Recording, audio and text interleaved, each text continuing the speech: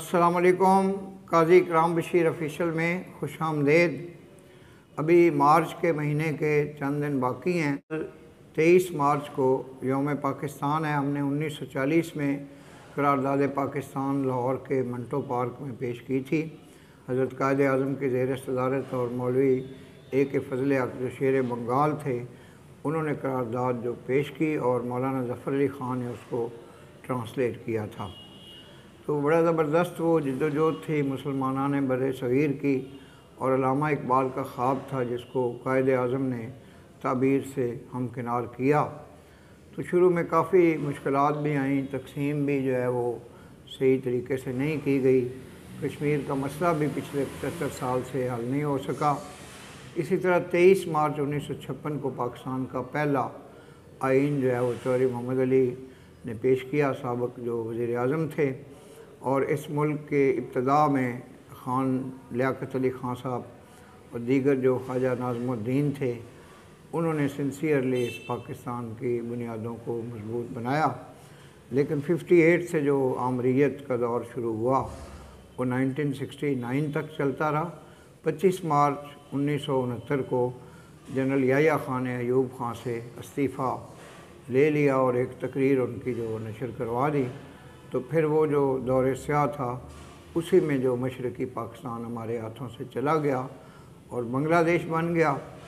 फिर ये martial law जो हैं ये लगते रहे 1977 से 88 तक। ज़िया-उल हक़ का मार्शल लॉ, परवेज़ मुशर्रफ का मार्शल लॉ, और जो जनरल बाजवा की हुकूमत थी वो भी एक किस्म का मार्शल लॉ की हुकूमत थी जिसमें उनका हुक्म चलता था। और उस दौर में जो बाज़ पॉलिटिकल पार्टीज़ हैं, मुस्लिम लीग नून वगैरह, उनको बहुत विक्टिमाइज़ किया गया।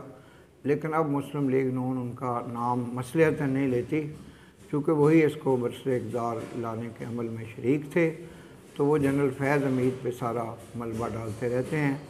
अब हक़ाइक़ क्या हैं उनको कौम बखूबी समझ सकती है। तो ये जो महीना मार्च का गुज़रा है, इसमें बाज़ बड़े शुअरा का यौम वलादत और यौम वफ़ात भी था, जिसमें नासिर काज़मी हैं, दाग देलवी हैं, साहिर लुधियानवी हैं।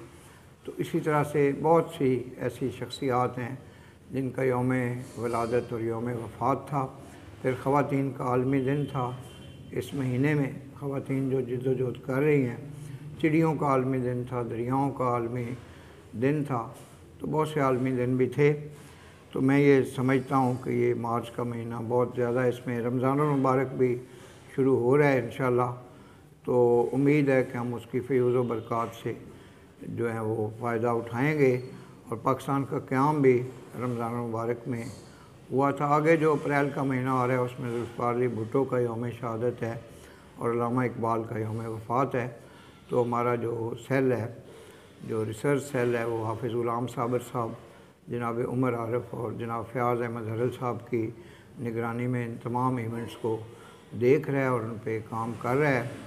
और मौजूदा जो वीडियोज़ हैं उनमें भी जनाब फ़याज़ अहमद हरल साहब के मशवरे शामिल हैं।